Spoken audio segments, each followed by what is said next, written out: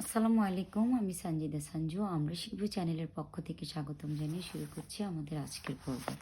এই পর্বে আমরা সপ্তম শ্রেণীর গণিত নিয়ে এসেছি।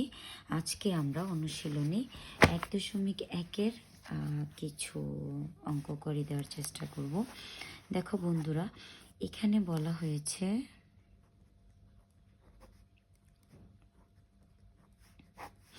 দেখো মৌলিক গুণনীয়কের সাহায্যে বর্গমূল নির্ণয় করো।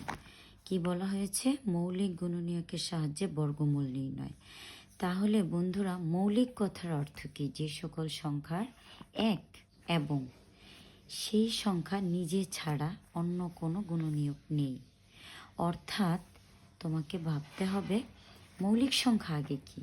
তাহলে 2, 3, 5, 7, 11, 13, 17, 19, 23 এমন একদম যাবে তুমি, যেগুলোর মধ্যে কি অন্য কোনো এক এবং সেই সংখ্যা নিজে ছাড়া অন্য কোনো সংখ্যার গুণনীয়ক নেই।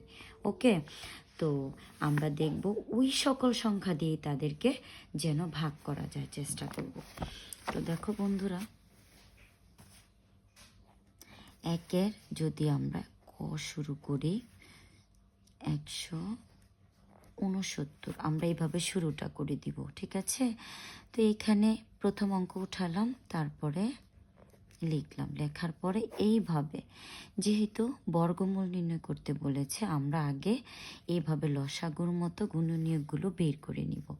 আচ্ছা, তাহলে এটা আগে ক্যালকুলেটর ব্যবহার করব আমরা। দেখো, এটা তো জোড় সংখ্যা না যে 2 দিয়ে ভাগ যাবে। আমরা জানি কিছু নিয়ম আছে, আর যদি এখানে জোড় সংখ্যা থাকতো তাহলে আমরা 2 দিয়ে চেষ্টা করতাম। এখন আমরা জানি কোনো সংখ্যার অঙ্কগুলোর যোগফল যদি 3 দিয়ে বিভাজ্য হয়, সেই সংখ্যাটাও 3 দিয়ে বিভাজ্য। তাহলে আমরা এটা 3 দিয়ে দেখতে পারি, কারণ এটা 15। এই যে দেখো, আমরা এটা 3 দিয়ে দেখতে পারি। দেখো, 15 একে 16, তাহলে 3 দিয়েও যাবে না। তাহলে 2 আর 3 দিয়ে যাবে না, মানে 6 দিয়েও যাবে না। তার মানে আমরা তো মৌলিক দিয়েই দেখব, 5 দিয়েও যাবে না, কারণ এখানে 0 অথবা 5 নেই। তাহলে আর কি আছে? 7, তাই না? দেখো, 2, 3, 5, 7। তাহলে এটা এভাবে দিয়ে দেখবা, ভাগ করে দেখবা। যদি তোমরা সিস্টেম না বুঝো, ধরো কেউ পারতেছো না, বুঝবা কিভাবে, তখন তুমি এটা এভাবে ক্যালকুলেটরে উঠাবা। উঠিয়েছ, তারপরে ভাগ দিবা 2। দেখো, এটা কিন্তু বাদ যাচ্ছে না, এখানে দেখো ভগ্নাংশ বেরিয়েছে, সো এটা বাদ। এরপরে আবার দাও 169কে, আবার ভাগ দাও 3 দিয়ে, সো এখানেও যাচ্ছে না। আচ্ছা, এখন 5 দিয়ে দাও, 169কে 5 দিয়ে যদি দেই, সেও যাচ্ছে না। তো 7 দিয়ে দাও, বা 7 দিয়ে দাও, সেও যাচ্ছে না। 1, 3, 5, 7, 11 দিয়ে দাও, 169 ডিভাইডেড বাই 11, তাও যাচ্ছে না। 11, এবার 13 দিয়ে দাও, 169 ডিভাইডেড বাই 13।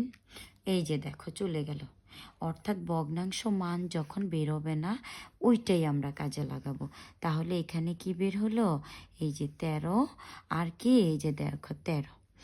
অর্থাৎ 13কে যদি তুমি 13 দিয়ে গুণ দাও, তাহলেই 169 পাবে। এই যে 13 গুণ 13, ক্লিয়ার? 169। এবার তুমি বুঝবা কিভাবে যে তোমার অঙ্কটা হচ্ছে কি হচ্ছে না, এটা পরে আমি দেখাই দিচ্ছি। তাহলে আমরা এখানে দিব,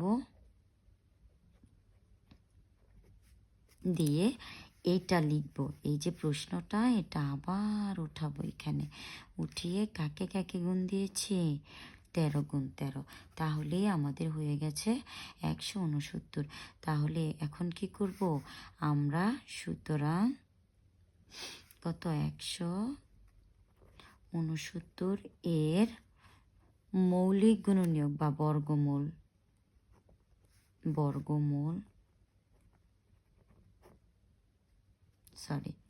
এই যে 169-এর বর্গমূল কি হবে?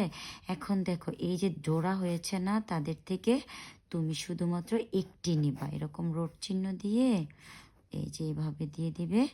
দিলে দেখো, এখন এখানে জোড়া হয়েছে যে কোনো, এখানে 5, 10 জোড়াও হতে পারে, প্রত্যেক জোড়া থেকে একটি নিব। আর ওই একটা জোড়া মানেই হলো তার বর্গমূল। মানে প্রত্যেক জোড়া থেকে একটা নিবা। এখানে এক জোড়া হয়েছে না, এখান থেকে একটি নিলেই তোমার বর্গমূল হয়ে যাচ্ছে। তাহলে আমরা কি শিখলাম? এমনভাবে ভেঙে দিব, তারপর 169 এর বর্গমূল। এভাবে এটাকে রোটের চিহ্ন দিব, অর্থাৎ এটা কি চিহ্ন? রোট চিহ্ন ব্যবহার করব। তারপর 169 দিব। এখন হয়েছে কি না? এই যে দেখো, ক্যালকুলেটরে রোট দিলাম 169, এবার সমানে দিলাম, এই যে 13 বেরিয়ে গেছে, আমারও 13 বেরিয়ে গেছে। ওকে বন্ধুরা, শেষ হয়ে গেল আমার ক নং।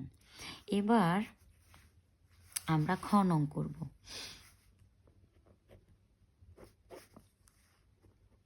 সেমভাবে যদি আমরা খ নং করি, একইভাবে আমরা আবার এটাকে উঠাবো। উঠিয়ে আমরা দেখব সেমভাবে ভাগ দিতে থাকবো। কত? 529 ডিভাইডেড বাই 2 যাবে না। তোমরা মনে রাখবা, যদি এটা জোড় সংখ্যা হয় অবশ্যই 2 দিয়ে ভাগ যাবে, আর যদি এদের যোগফল যদি 3 দিয়ে ভাগ যায় তাহলে যাবে। তাহলে এটাকে তোমরা যদি ওই নিয়ম না বুঝো তাহলে 529 ডিভাইডেড বাই কত? 3, এই যে যায়নি।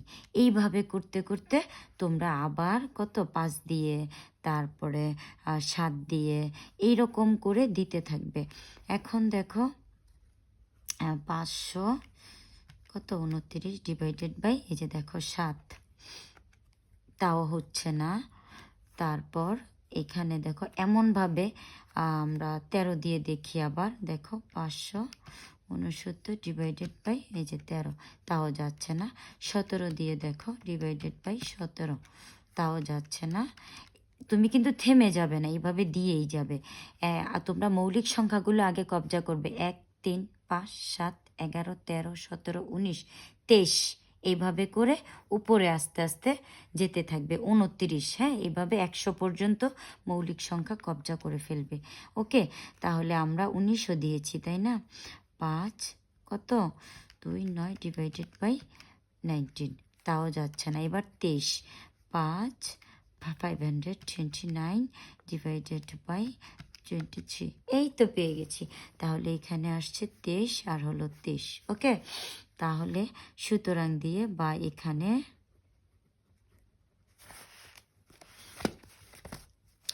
কি দিব? সেম আগের মতো, 529 সমান 23 গুণ 23। ওকে, এখন আমরা দিব সুতরাং কত? এত এর